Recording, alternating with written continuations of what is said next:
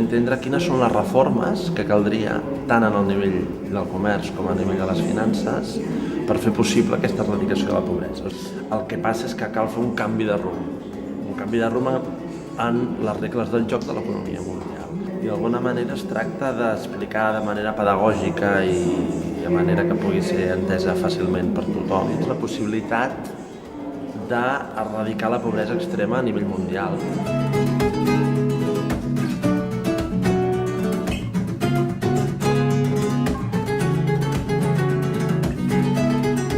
Que el món ha sigut molt igual, els nivells de vida de les diferents regions, fins al segle XIX, en què les desigualtats es disparen.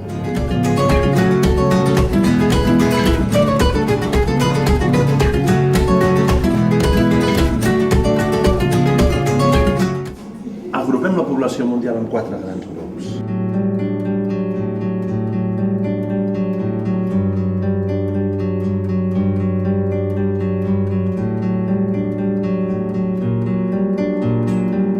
I així un pot entendre en quin món viu.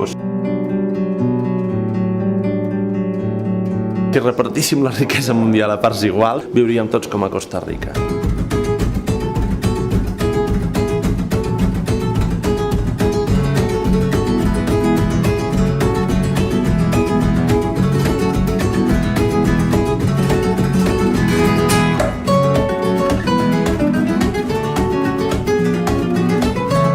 El que caldria per erradicar la fam al món és menys que el que es gasten els ciutadans europeus en menjar per gats i gossos.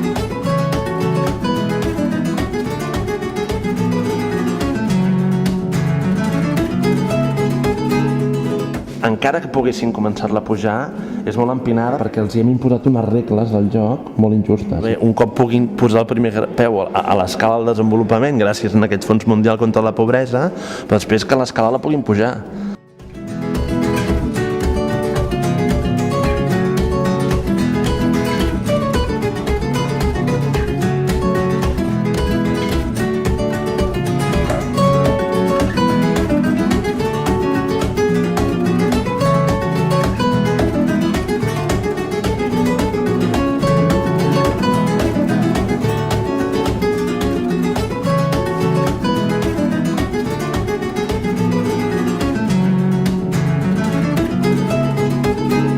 Acabem aquesta història oficial de les patents amb aquesta paradoxa, de dir, les patents permeten que existeixi la innovació, però impedeixen que els països pobres accedeixin a aquesta innovació.